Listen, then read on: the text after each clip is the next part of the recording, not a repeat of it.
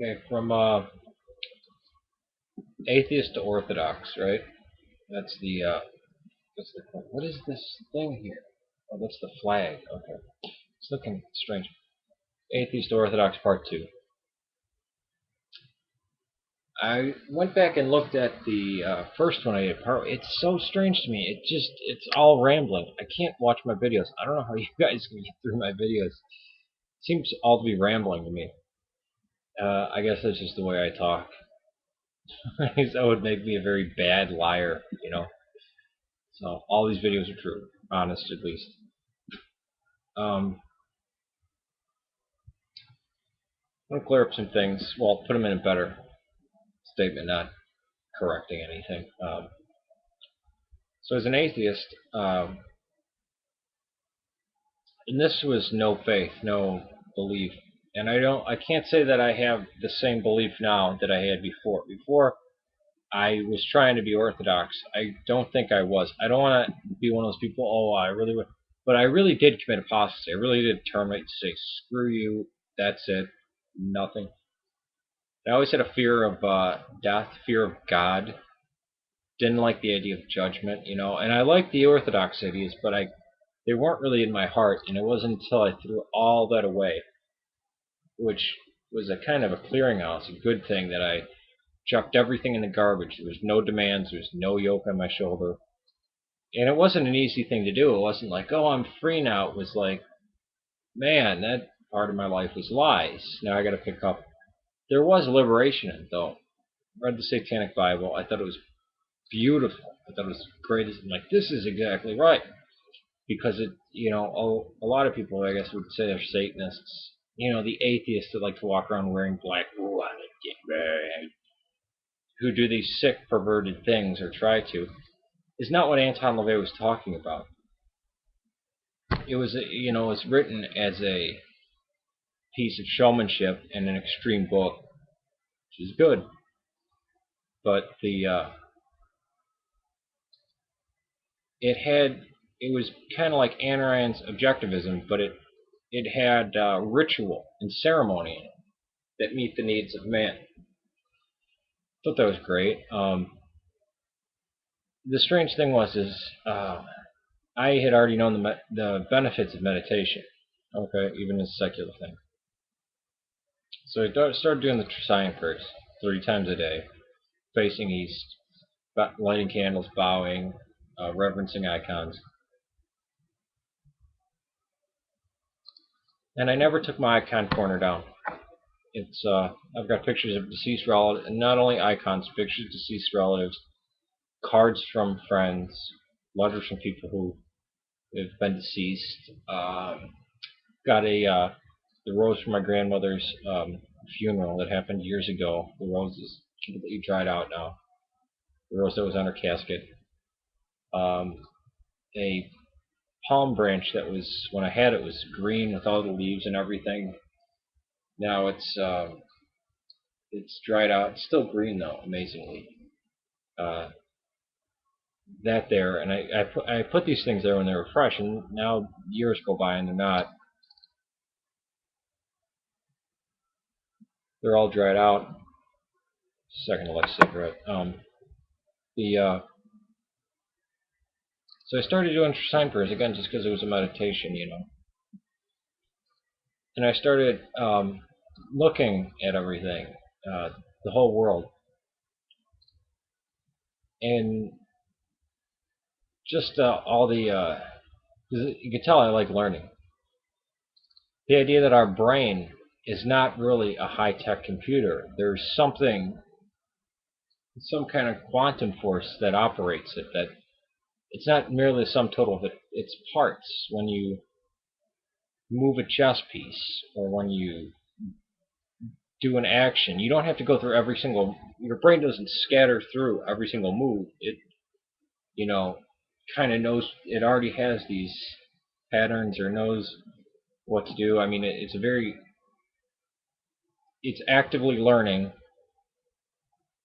and it already has a sense of itself. So it's a very strange thing. It's a computer that basically became awake, if you go from a materialist point of view. Um, And a lot of the way nature seems to be pulling, evolution seems to, instead of being forced in one, it almost seems to be pulling, especially when we see breeds of dogs. I know this is strange. How can this lead to any type of spirituality? But when you breed dogs for the the most tame, you get this huge variation, in dogs. They did this with foxes in Russia, and they've been doing it for about 100 years, where they've been breeding out negative traits.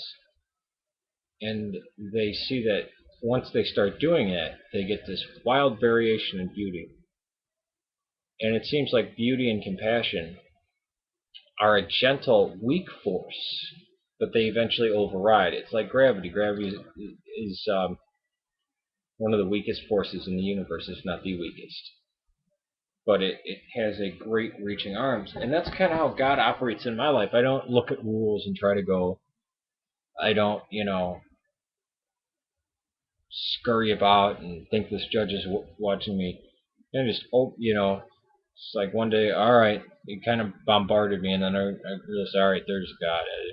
I could acknowledge him, I couldn't. I could acknowledge him or not. I don't want to say couldn't. So I started doing it, and like, I'm not. And I told somebody, yeah, I'm coming back. That if you think I'm going to come back to Christianity, but I didn't. There was still a large period of time that I didn't know. And I don't know if demons are real. That might be a psychological term, but just not a materialist point of view. Um, Somewhat mystical view of the world, just because of just how you would have to have a mystical view of the world if you believed in a creator, unless you were Gnostic. Then, whatever. And a lot of it was defeating the arguments, because I saw people like on here, the Council of Nicaea was, they put the Pope in charge, and then that was Roman Catholicism with purgatory. No, I mean, I was constantly correcting history, even as an atheist. I was like, people are just stupid. They don't know history.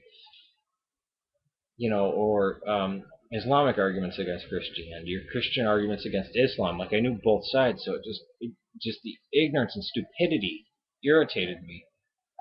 Or these people promoting Gnosticism. It's like, hey, you're just stupid, crazy, or read the scriptures. Well, I read a book by this guy who's no. Actually, go back and read the actual scriptures of the religion first.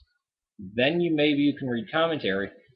But you're reading somebody who's 2,000 years after the fact writing about it, with already an agenda and everything, and he's linking it in this because he's writing a book and making it's those are the people you read first, and then you don't read. And this misunderstanding with Nicaea and a lot of early Christianity was just irritating. And I'm like, all right, well, when you look at it critically, the oldest text that we have that we can date back is the Bible. It's strange to say, I'm not saying this as any type of propaganda, but as collected evidence, we have this, so we know the tradition was the same. I'm not saying this is any valid evidence for the resurrection or for the virgin birth, because if you want the other direction, the Talpiot tomb, so we dug up the dead body of Christ. Well, the religion of Orthodoxy seems to meet all mankind's needs, and even if we evolve, religions would have to evolve, and they would have to, basically grow into something useful or die off. And Orthodoxy did that, as basically all religions do. But it seemed to have it all in one package, and it was able to stay that way as time expands, I guess you could say. But also a question was really driving at me. Say you have two apes, one materialist, the other, just driven by instinct, this and that, and one having this delusion of a god or a heaven or a spirituality. Why did the spiritually inclined apes survived better, and the other ones died off. Why at any time in human history didn't materialism pick up and the rest of everything die off? Even since, I mean, it's really a fallacy that atheism was the only option for, the last 200 years or so. We can see Syriac writers, scribes from 500 BC.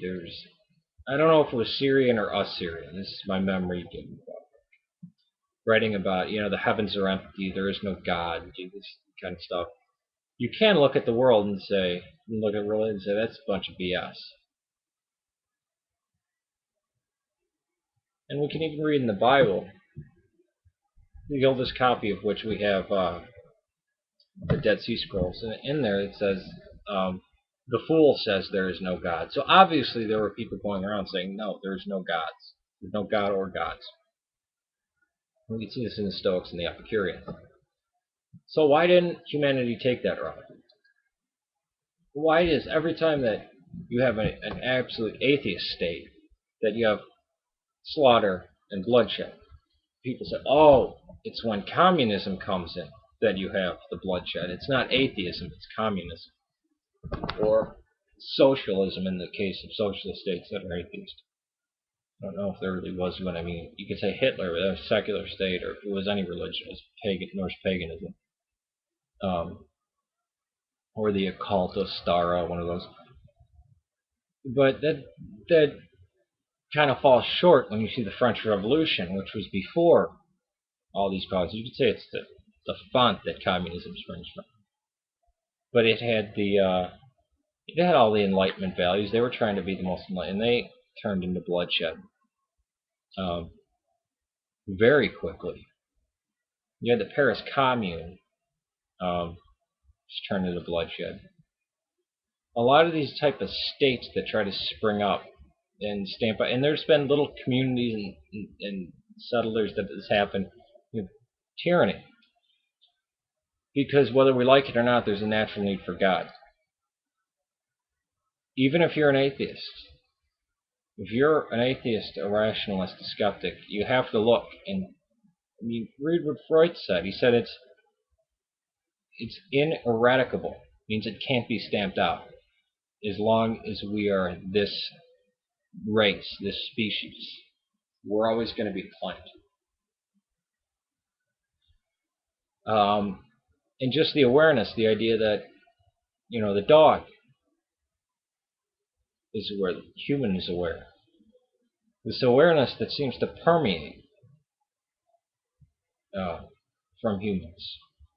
And if you believe, not that the soul is mush or nothing like the Scientologists say, but that you believe that the brain is an absolute receiver.